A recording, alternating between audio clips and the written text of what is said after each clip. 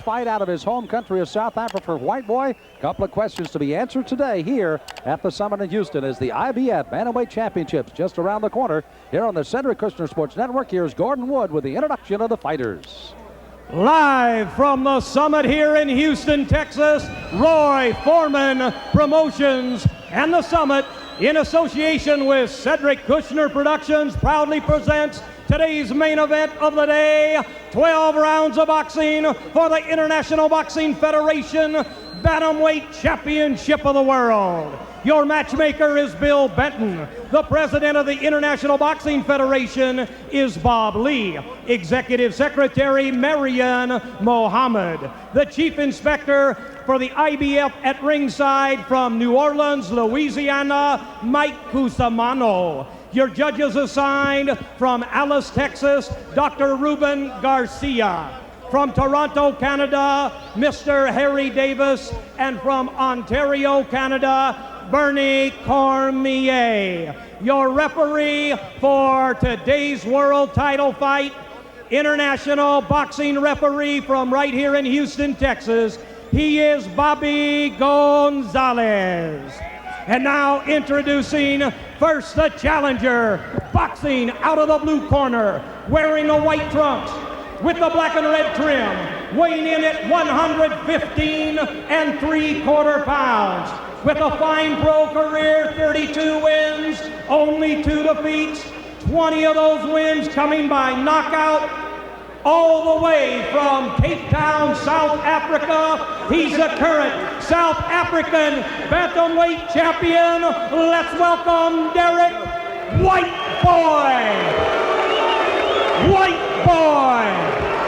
And his opponent, boxing out of the red corner, this young man, the champion, weighing in at a fit, fighting and ready, 118 pounds, wearing the familiar blue trunks with the red and white trim, weighing in the record 33 wins, 1 defeat, 26 knockouts, weighing in at 118 even pounds. This is record 12th title defense. El Hijo del Pueblo, Laredo, Texas.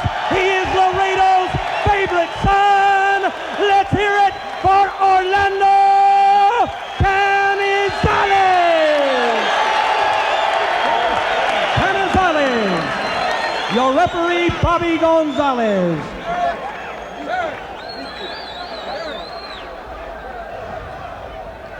Gentlemen, both of you professional fighters, conduct yourself as such. Obey my commands at all times. Protect yourself at all times.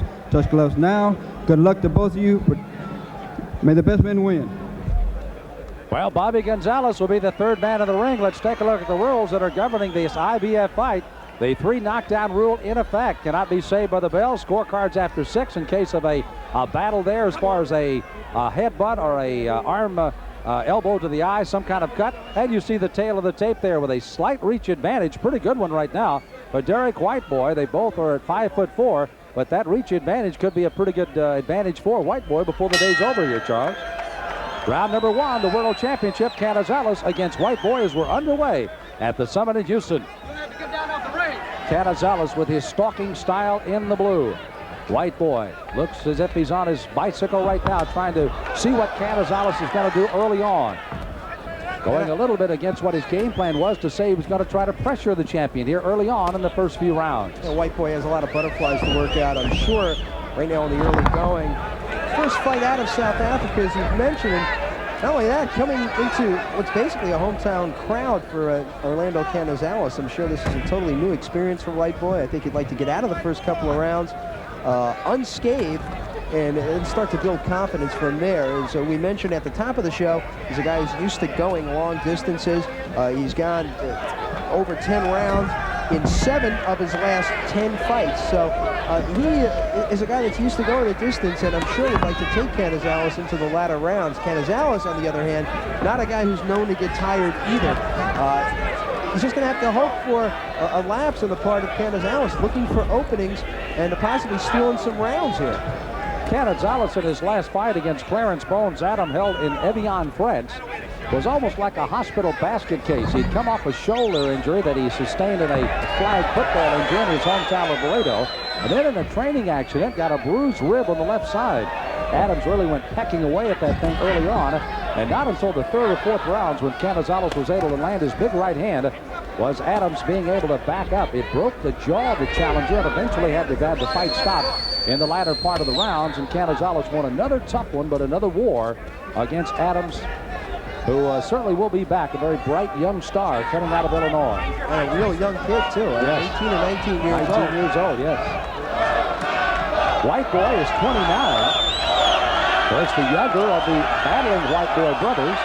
Bramley, Chris, Trevor, Ashley, and of course Derrick is the youngest, all trained by their father, Leslie, who is working in the corner today.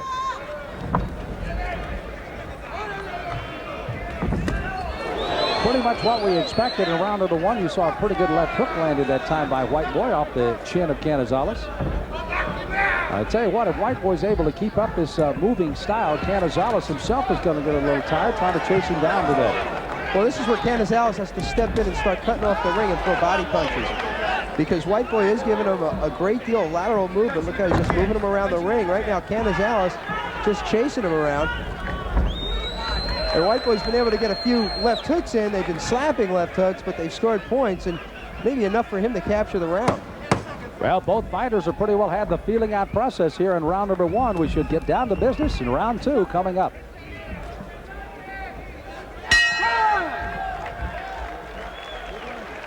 Well, the first round, a little bit unusual from the standpoint of Whiteboy. Expected a little bit more challenge. He was on the bike and moving throughout that entire first round as Leslie Whiteboy, the trainer of his son Derrick.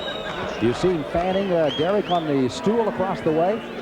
They've been here for about a week and a half, of course, being in the winter season over in South Africa. Some cold temperatures, very contrasted here in the States, very hot in the Houston area. He got down to 115.5 pounds. So he did lose quite a bit of weight getting ready to come to this fight today. Pretty good punch that time by Whiteboy. Well, arm was totally extended on the part of Whiteboy, so it actually looked worse than it really was. It was basically an arm punch and not really throwing with a lot of leverage, but it did score points, enough for me to give Whiteboy the round, Sam. I don't think Canizales is too fazed by that, because he is looking for something over the long run in this one. Canizales worked on by Jesse Reed in the corner as we go to the second round. IBF defending champion of his bantamweight title for his 12th time to try to defend in the blue. Orlando Canizales against Derrick Whiteboy of Cape Town, South Africa. Cedric Kushner Sports Network. And Corona Extra bringing you our World Championship Boxing Series from the Summit in Houston. Sam Smith along with Charles J. Thanks for joining us today. We should have quite a battle today, and you'll have an opportunity to see a lot of these guys anticipating a full fight today in another one of the wars, as Canizales always gets into. You know, you always ask your question, Charles, how long can Canizales continue to have these kind of wars as he makes defenses of his title? You know, it wears you down as each preceding war, you have each preceding a war, and I think it takes his toll on it. It did to a light heavyweight champion like Matthew Saad Muhammad, who was continually in slugfests and finally caught up to him. Perhaps Evander Holyfield, a lot of people feel it the same way about him, and the way he went in there and lost to Riddick Bowe. You can't continue to go on with it. You've got to have some fights where what they call breathers. And I don't think Canizales has had too many of those. Not many at all, and almost in his entire career, and certainly since he's been the champion since defeating Kevin Seabrooks. He has made 11 successful title defenses and now goes for number 12 today.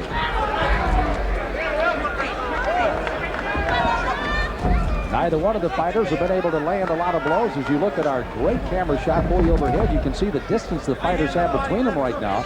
Neither one of them has been able to close that distance and land too many punches. As, of course, the movement of Whiteboy and the chasing of Canizales. You know, Sam, sometimes a great fighter, and we believe Canizales is probably one of the 5 or 6 best pound for pound in the world. Absolutely. Sometimes a great fighter needs another outstanding fighter to offer the kind of challenge that'll bring the best out in him. I'm not sure that's happened in quite a while for Canizales. Cedric Kushner has been mentioning possibly a fight down the line against Junior Jones, for example. A bantamweight everyone is so gaga about out of the New York area. And I think a fight like that might be the kind of big fight and big money fight that'll bring out the best in both of those guys, especially as we look for the best in Canizales. There you talk about a guy that brought the very best out of Canizales. Had to be probably Billy Hardy to have that great fight over in England. And then the rematch down in Laredo.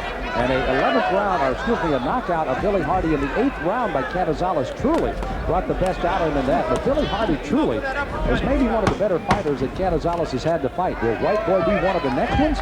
We'll find out as we end round 2 here at the Summit in Houston.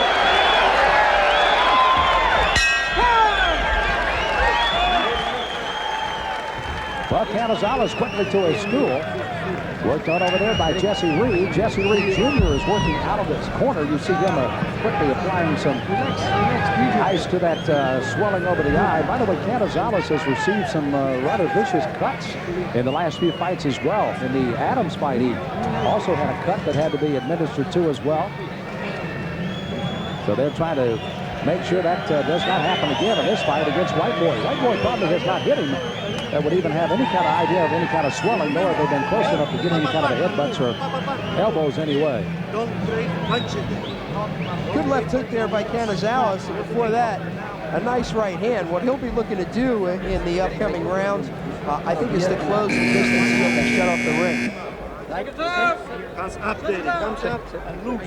Concentration of both fighters getting ready as they move to the round number 3.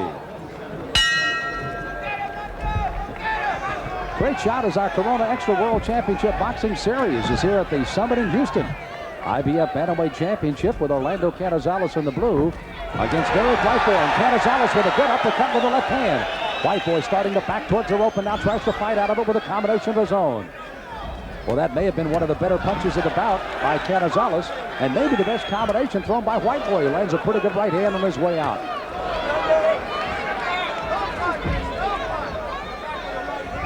So indeed, the intensity of the fight has picked up here in round number 3. Canizales initiating it with a good, strong right uppercut that got the attention of Whiteboy.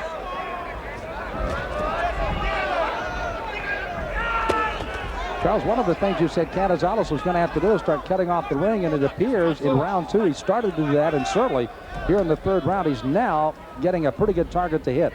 He's going to have the opportunity to set down on his punches and throw something with some real power to slow Whiteboy down. And you see Whiteboy confusing him just a bit, not letting Canizales get set. You see the movement.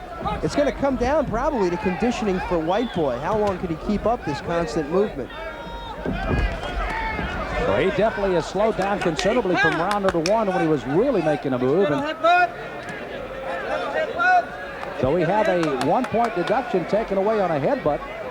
No, what I think he's doing, Sam, it is a cut over the left eye of Canizales, so it was a headbutt, and that's the way they're ruling on a 1 point, and they're going over to the doctor to take a look at a cut on the left eye of Canizales. I don't think they've taken a point away. What they've said was this is an accidental headbutt. Let's check the cut. If somewhere down the line this fight has to be stopped, we are going to have to go back to the scorecard. If he did not make the ruling that this was an accidental headbutt, and let's say Canizales couldn't continue later, he might be the victim of a TKO. The fight is over. The fight is over. And again, the headbutt by Whiteboy has opened the cut over Canizales' eye, and they're going to stop this fight. It's a technical draw. It will be a technical draw. It did not go the full 6 rounds when they had to go. 6 rounds, and then they would go to the cards.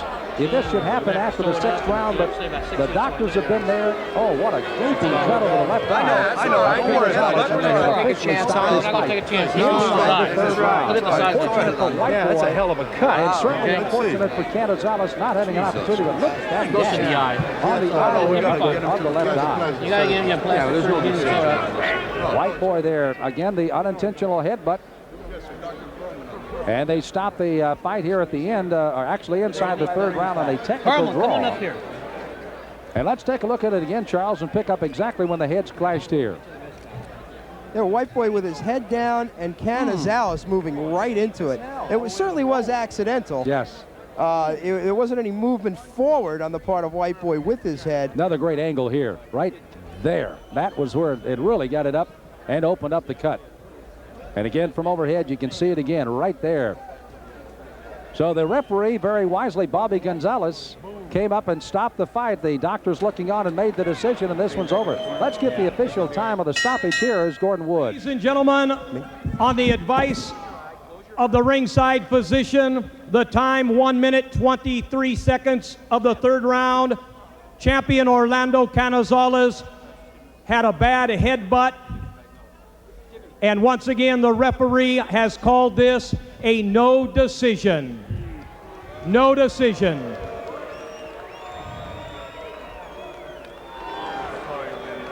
So again, the headbutt stops the fight on a technical draw as Canizales successfully defends it by getting that draw and will move on as Whiteboy hopefully will get another chance. But again, it has gone to a technical draw and a headbutt and a cut here in Houston. Well, Derrick Whiteboy came a long way from Cape Town, South Africa, hoping to have a chance to dethrone the IBF Bantamweight champion. But here in this ring today, a headbutt, a clash between Whiteboy and Canizales, opens a gaping gash over the left eye of Canizales, and the fight is stopped. Now, what will happen is that both the management, along with Cedric Kushner, who is the promoter of the fight, will officially get together to decide if indeed there will be a rematch down the road. In the meantime, however, Canizales' possibility has another fight scheduled, and that could be on a card that could be fought on the undercard of the Chavez and, of course, Pernell Whitaker. But the side of that, it appeared it was going to be in San Antonio, but now apparently that's on a little shaky grounds. But there's still a major fight in the future of Canizales before they can even start talking about a potential rematch with Derrick Whiteboy, as he certainly earned it here today, but the headbutt ends it in Houston. Well, you can pretty well see that gaping gash just underneath the eyebrow of the left eye of Orlando Canizales, stopping the fight. Charles J. is upstairs with the champion, who remains the champion after the technical draw. Charles? Orlando, no question this has to be a major disappointment for you, the fight being stopped so early. Oh, yes, definitely. I'm very disappointed that, he had to be, it ended in a no contest. I wanted, I haven't fought here in Houston in a long time, and I wanted, in my hometown, wanted to prove to people that I'm the best bantamweight ever and improve myself. But, I'm very disappointed that he has to end it like that. Take us through what happened exactly there. It looked like he had his head down already, and you sort of moved into it as you tried to throw a right-hand body shot. Yes, that's exactly what happened. We crashed heads, and he was bending down, and I was going through a left hook or an uppercut, and he kind of like got up, and that's why we crashed heads. That's how it happened. And Bob Spagnola and Jesse Reeder here. And Bob, did the panic button go on as soon as that happened and you saw the cut? Bobby Gonzalez is an excellent referee. He could obviously see that it was a very bad cut the minute he looked at it. And when I saw him bring him over to the doctor here, I hustled over. But, the thing is there's nothing to be done about it. And, it's an unfortunate situation. But at the same time, rather than, go another round or so to try to knock the kid out, it was a very bad cut. And we certainly would never want anything to happen to him, Orlando. So that's that. It's case closed. It's the only thing that could have been done. How long do you think that this might keep Orlando out and affect any future plans? Plastic surgeon will look at it. We got him right here at ringside. It's obviously going to have to be stitched on the inside and the outside because it's all the way to the bone with just that one point of contact. All right, certainly unfortunate this had to happen. Go get some medical attention. Good luck to you guys in the future. Hope to see you real soon. Let's go back to Sam Smith. Thank you, Charles J., and thank you to the champion Orlando Canizales, manager Bob Spagnola, and Jesse Reed that was standing just behind them at an unfortunate turn of circumstances here at the Summit in Houston. Unfortunate for the champion, Orlando Canizales, going for his 12th title defense. That does not affect that he's won 11 in a row, but certainly a disappointing day for Derrick Whiteboy. And he's standing upstairs with Charles J. Let's go back up to ringside. Okay, Derrick Whiteboy is with me right now, and I've just been informed he was ahead on the scorecards at the time of the stoppage. Why don't you take us through your version of what happened? Your head seemed to be down already, and Orlando was moving into you at the time that the two of you clashed heads. Well, I might caught him by mistake, but I didn't see the headbutt. I didn't see I was knocking with the head. It could be possible it was by mistake. Yeah, well, the replay showed clearly that there was a rather violent clash of heads, certainly accidental, as the referee informed all the judges at ringside that it was accidental, and I believe that's on our monitors right now. Tell us about the disappointment here. We just talked to Orlando. He said there's a tremendous disappointment for him, but you seem to be doing very well for yourself in the fight. Well, I think Orlando he's happy because he had a cut. I knew I'm going to be the new champion, and I knew he was behind on points, and I was well prepared for the fight, and I know that I'm going to beat Canizales, and that's why when he saw the cut, it was just in his favor, and that's it. Are you going to be looking for a rematch based on this circumstance, and you think you'll get one? Sure, anytime. Even if it's tomorrow, I'll take Canizales anytime, any place. Could you have kept up that kind of movement and that pace for the entire fight? You're exhibiting a lot of side-to-side movement on him and jumping in with your combinations, and you seem to be doing quite well. Oh yes, I was making him frustrated, and I mean, if I had to go on the 12-round distance, he didn't know where he was, because he was trying to knock me out, but all his punches was all over my body, and I really made him frustrated.